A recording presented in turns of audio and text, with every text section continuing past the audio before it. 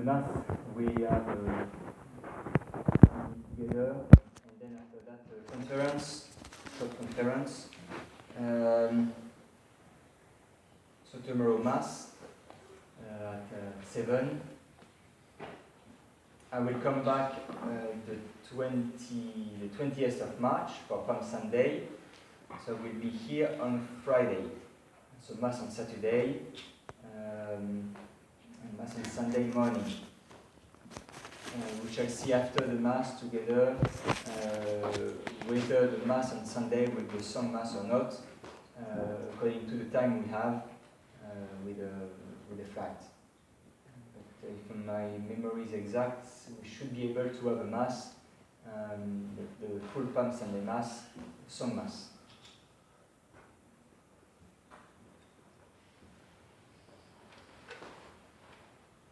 The 2nd of February, we had the taking of cassock at the Hearts of Jesus and Mary Seminary.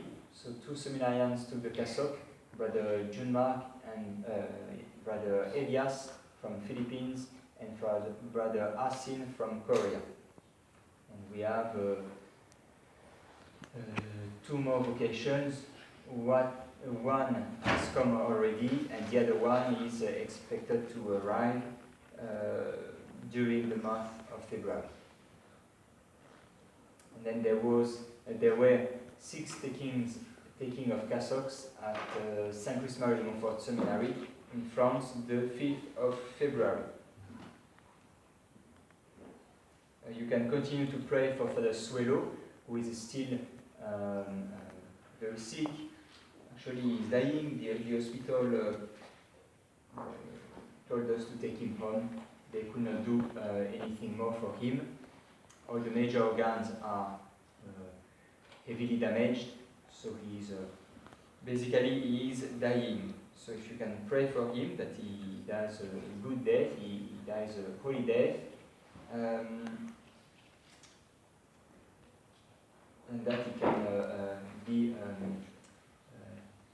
relieved of his sufferings. He suffers at times a good deal.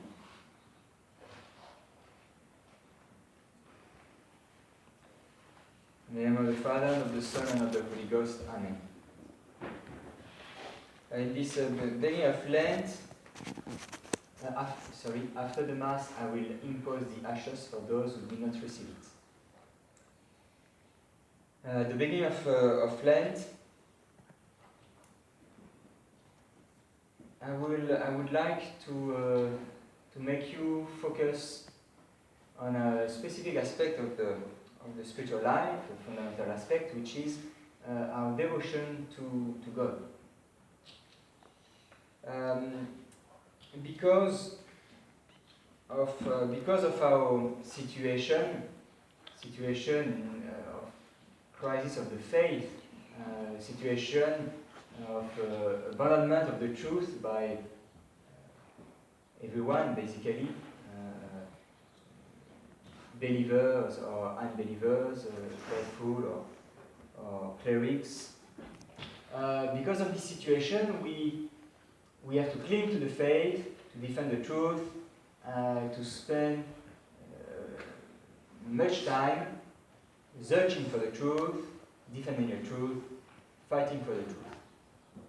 Natural truth, supernatural truth. This is very necessary. However, we must remember this fundamental truth of our faith, of our life with God. We do not enter heaven because we are right. No. We enter heaven because we love God. We must remember that in hell there is a lot of people who have been right their whole life. They had the true faith, they didn't deny the natural truths, they were right, but not loving God. Their righteousness, their faith was just good for them to give them a more severe judgment. see, it is very important that we don't forget to grow in the love of God. Because we shall, at the end, we shall be judged on the love, not on the faith. Of course, the faith is necessary in order to love. If we don't hold the true faith, we cannot have the love of God. But it's not because we have the faith that we love God. It is two different things. So we must hold both. And we must not imagine, imagine more or less that because we fight for the faith, that God is pleased with us. No. It's altogether possible to hold the faith till death and still to go to hell. It depends on our love of God. So, ultimately, we shall be judged on the love. So it's why during this beginning of Lent, I would like to focus on that aspect. Do we love God? And what can we do to grow in the love of God?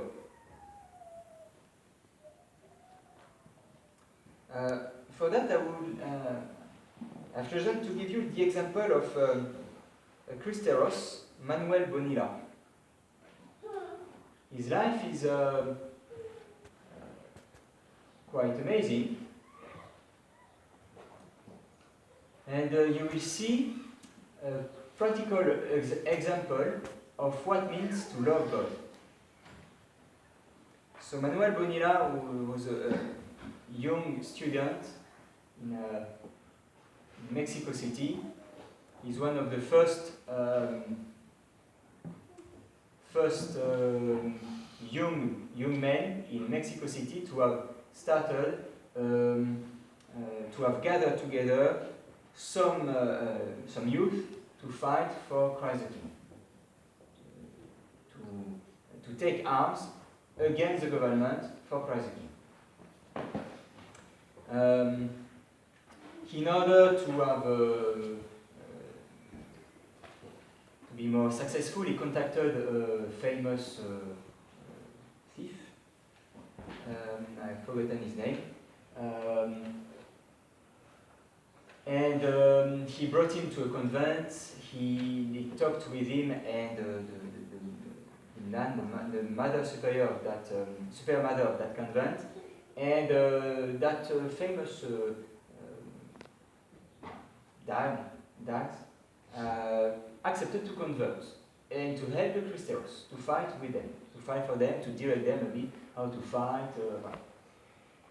So they started, they were around 40 Christeros, and they started to fight in the suburbs of Mexico City. Of course, in the town, their fight was not very successful, so they had to get out of town and to continue their fight in the countryside around Mexico City. A very poor countryside. So, voilà. What is interesting is that Manuel took notes. He had a small notebook, and every day, or almost every day, he took some notes about the fight, about his dispositions. So we can follow his spiritual dispositions during this his crusade for Christ the King. So they started their fight in January, 2nd of January, on the Feast of the Holy Name, 2nd of January, 1927. And for Manuel, his crusade ended on Good Friday, 1927. It was very short. It was April 17 or 18 of 27.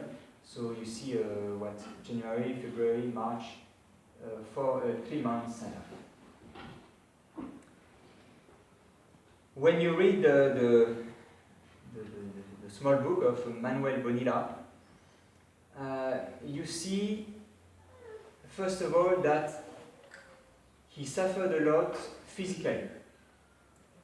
As soon as they were chased out of Mexico City, they had to beg their food. The Cristeros did not use their weapon, their strength, to steal or to oblige people to give their food. It's something amazing. Cristeros starved, literally starved, and they would not do violence to the people to force them to give food or money to sustain the fight. They would go from village to village, asking the people, since you are Catholic, you cannot not help the fight for Christ the King. In the village it was successful, but the people were as poor as the Cristeros, so they collected, little bit of food, very little money. So they suffered a lot physically. They starved. Often they had no food. So, for example, from the 5th of March to 9th of March, they had no food. So they were walking by night to avoid to be spotted by the federal troops, walking by night, having no food, eating some grass, surviving as they could. And finally, on the 9th of March, out of despair, they managed to grab 2 little sheep, and they killed them, and they ate the meat, half cooked on a small fire. Again, small fire because not to be spotted by the federal troops. So you can see the sufferings they endured for Christ the King. You see, their faith was not just an abstraction. Their faith was a conviction. Their faith was full of love of God. They had the conviction God is infinite good. There is no good as God. If I have God, I have everything. So it's better for us to die, to starve to death, than to live in a world which is rejecting God. It's better for us to die from starvation or martyr than to remain Catholic in a world which is rejecting the Catholic faith, rejecting God. The 9th of March, so Manuel Bonilla and his group met with the General Reyes, so Cristeros general, who was hiding. He had been severely defeated several times, so he was hiding. They met with him, and the only news they got is that other Cristero groups deserted the fight in other village in the surrounding. So the second suffering of Manuel Bonilla was desertion. He saw in other Cristero groups and in his own groups Cristeros just vanishing in the thin air because they could not handle anymore the sufferings of the fight. And that when you read the notes of Manuel, you can see that he could not figure out how somebody deserved the fight. And that caused him a severe spiritual torment. He suffered deeply in his soul, in his mind. For him, it was a real torture to see his comrades, in arms, deserting the fight because of inability to resist the physical hardship. The 15th of March, they got the news. 15 of their comrades were captured and hung in one of the suburbs of Mexico City, armed in the streets as an example to the population, to terrorize the population. And Manuel wrote in his book notes, and the population still wait to fight, to rebel.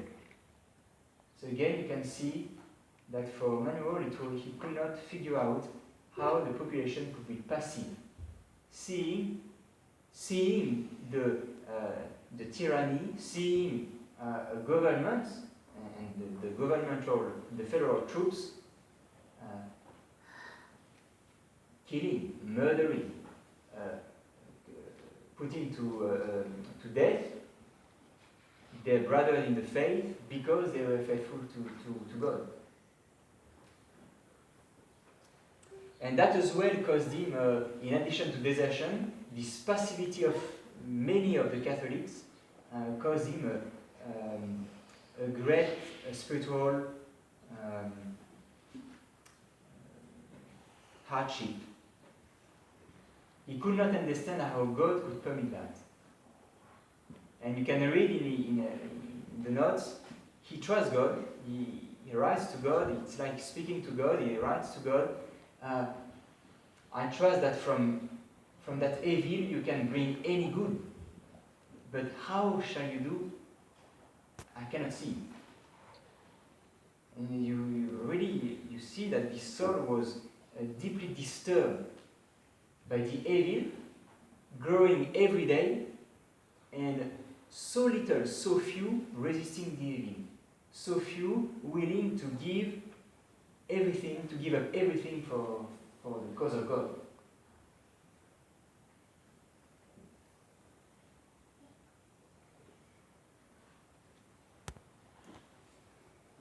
The 24th of March, you read in his writing, I have the mind in peace now. I don't suffer so much from spiritual hardship. So you see, January, February, March, he had 3 months of intense spiritual battle. In addition to the physical hardship,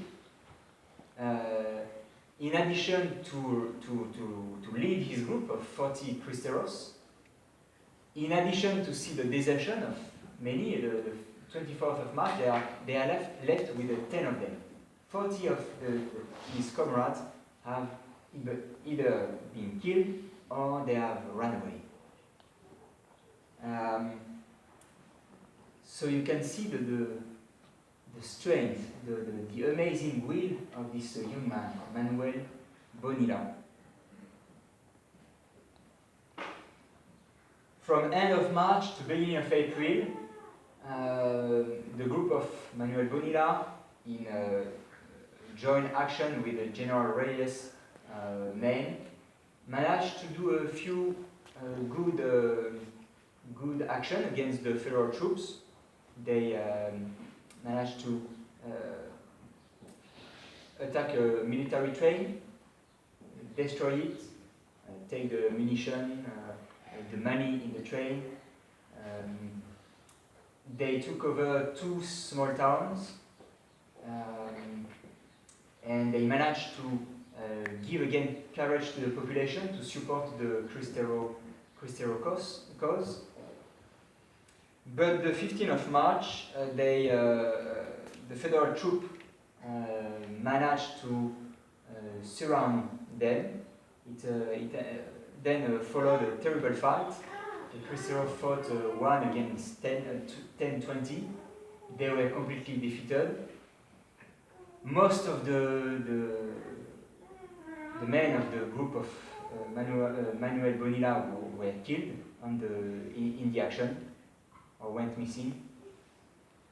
And Manuel, just left alone with one comrade, started to run away, to escape the hatred of the federal troops. 2 days later, in San Diego village, he was welcomed by a farmer who was very good to them, offered them a bed, food, and in the night, the farmer came back with the federal troops. He had sold them out.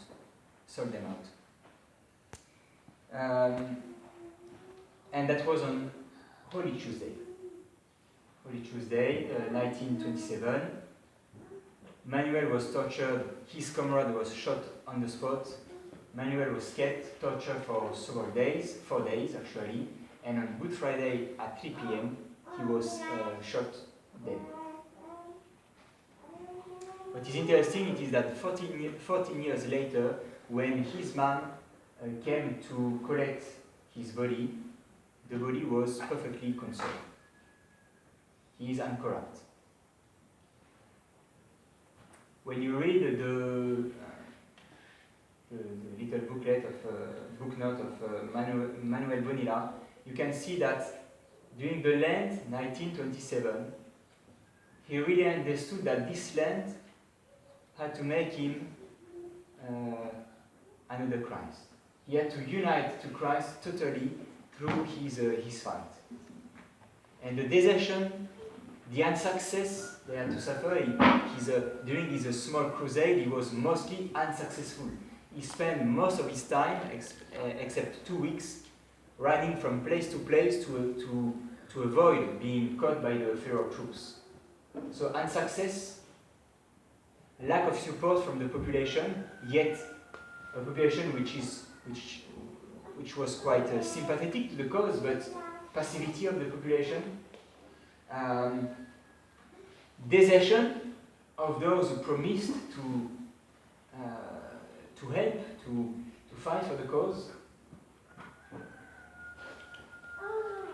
treason, to be sold out, to be betrayed by a man who pretended to be his friend, and then the climax of his union with Christ was his death on Good Friday.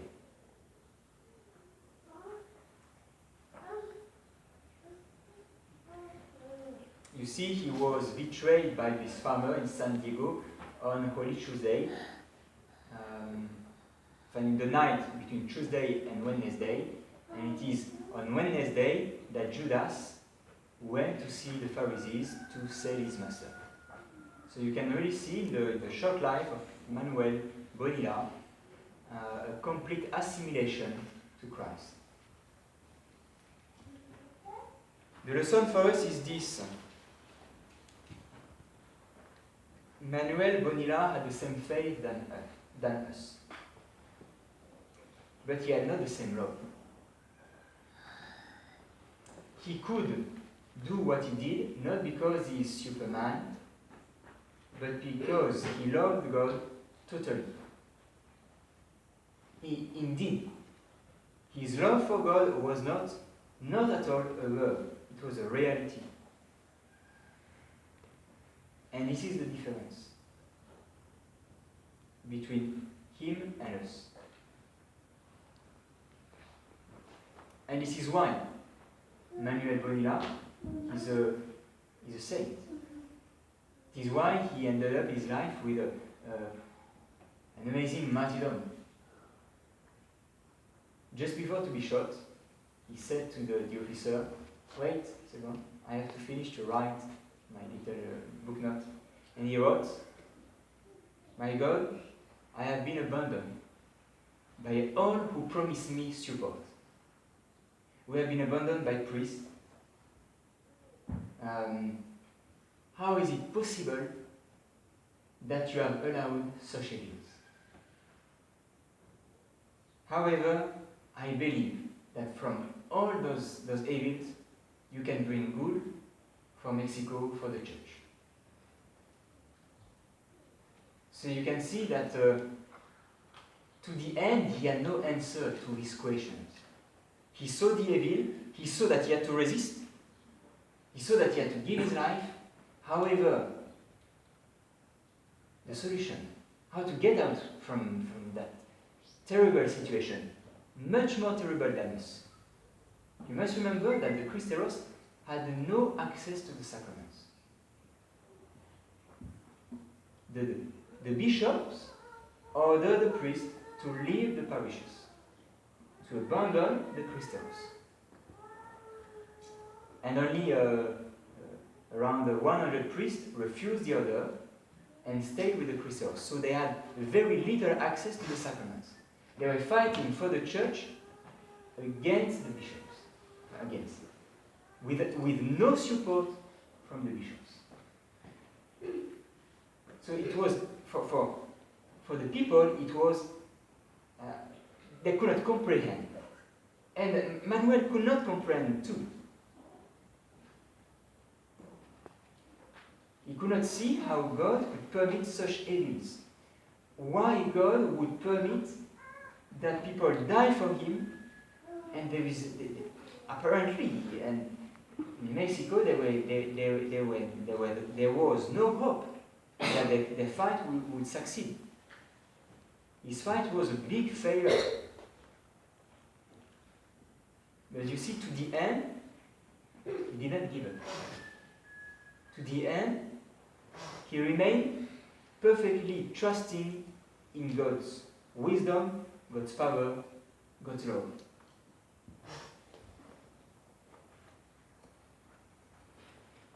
And you see, it is on those dispositions that we shall be judged. More than on faith. Of course, if we have no faith, if we give away the faith, it's finished, of course. But to keep the faith is not enough. We have to love God with a passion. The love of God must take us totally.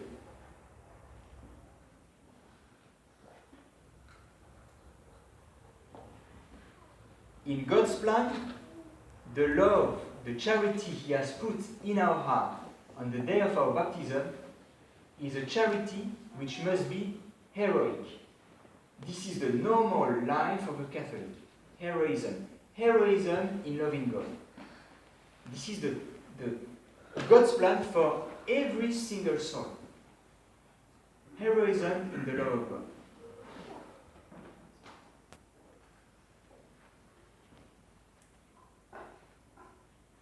So it is what we must try to do during this Lent 2016.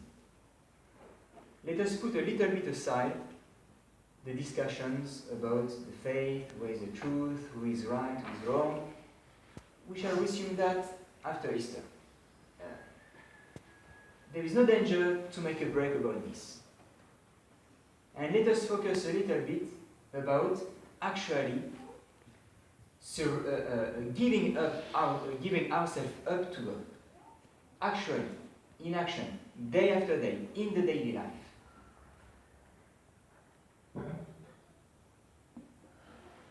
Let us follow the example of Manuel Bonilla, the example of St. Paul too. We can see in the life of St. Paul, his charity, his love of Christ was not an abstraction. St. Paul was moved to in every fiber of his soul, of his heart, by the fact that Christ died for him, a sinner. His own life, he was amazed by this reality. God died for me when I was his enemy. And because of that, he devoted his whole life to God, to do his will, to suffer for him. And what sufferings did St. Paul got? Once he was stoned to death, several times he was flogged, 39 stripes, 40 minor 1. Several times he suffered a shipwreck. He was betrayed by false brethren, dissension from within, opposition of the Jews and Gentiles from without. And you can see that St. Paul had really all those sufferings never managed to make him depressed, sad, weak in his love of Christ, of God, in his devotion. He suffered. He was hurt. He could experience sadness, anxiety. But all those feelings, which are natural when we suffer, did not break him down, because his love of Christ was overcoming all that. So in this time of Lent, let us take the resolution to prove to Jesus Christ we love Him indeed. And for that, let us not hesitate to make sacrifices. This is the way St. Paul and all the saints and Manuel Bonilla, they prove their love to God and they reach this heroism, this point of heroism in charity. By not hesitating to sacrifice themselves, to suffer, to make themselves suffer for Christ. So during this time of Lent, do not be afraid to undertake difficult penance with prudence. You must not do it out of pride. Sure, do it with humility, with prudence, but with magnanimity, with courage, believing that if you give your life, if you give up things that you love, that you for Christ, He will support you. He will sustain your courage. So this grace of making this Lent a step towards heroism in charity, we shall ask it through the Immaculate Heart of Mary, who is, of course, our perfect model in heroic love of Jesus Christ. In the name of the Father, and of the Son, and of the Holy Ghost. Amen.